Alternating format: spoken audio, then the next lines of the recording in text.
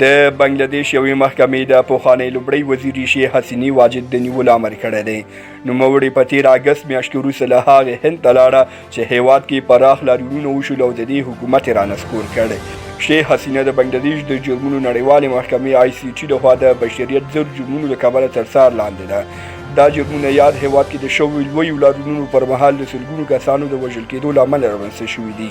شیخ حسینې ته چې له شلو کلونو راهیسې د بنګلادیش مشري کوله د یوې استبدادي او ټولواکې په توګه کتل کېدل چې حکومت یې په بې رحمۍ د مخالفتونو مخه نیوله. د نیول کېدو په دې حکم کې د شیخ حسینې په ګډون د دې حکومت 15 نور چارواکي او وزیران هم شامل دي.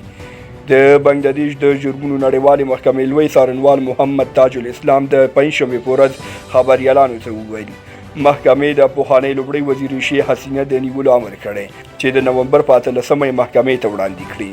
نوموړي زیاته کړه شیخ حسینه د هغو کسانو په سر کې وه چې له جولای تر اګست پورې قتل عام، وژنې او د انسانیت ضد جرمونه کړي وو.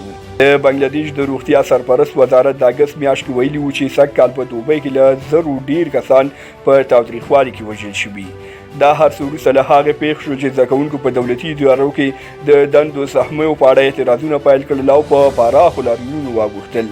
ویل کېږي د یاد هېواد د خپلواکۍ د تاریخ راهیسې دا خو نړۍ پېښه وه.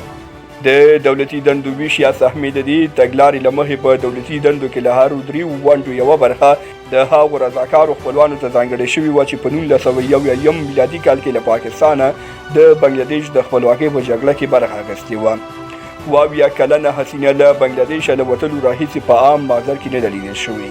په رسمي ډول نوموړي وروستی دی چې د دې شتون پکې ښودل شوی هغه د هند پلازمېنې ډیلي ته نږدې یوه پوځي هوایي اډه ده. په پایل کې تمه کېده چې نوموړي به د لنډ وخت لپاره په هند کې پاتې شي، خو راپورونه وایي بل ځای ته د تګ لپاره د هغې هڅې تر اوسه ناکامې شوي دي. پخوانۍ لومړۍ وزیره شیخ حسینه واجد څه کم 3 میاشتې مخکې د روان کال اګست پر 5مه له واکمنۍ لاس په سر شو او له خپل هیواده ووتله. د بنگلادیش د بنسټګر شیخ مجیب الرحمن لور یو مهال په خپل هیواد کې د ولسواکۍ یو سمبول بلل کېده، خو په وروستیو کې د حکومت پر وړاندې خونړیو مظاهرو کې سیاسي مخالفینو د دیکتاتوري په نامه یادوله. د دې مظاهرو یو مشهور شعار چې ډیر بدرګه کېده دا و 1 2 3 4 شیخ حسینه دیکتاتوره ده.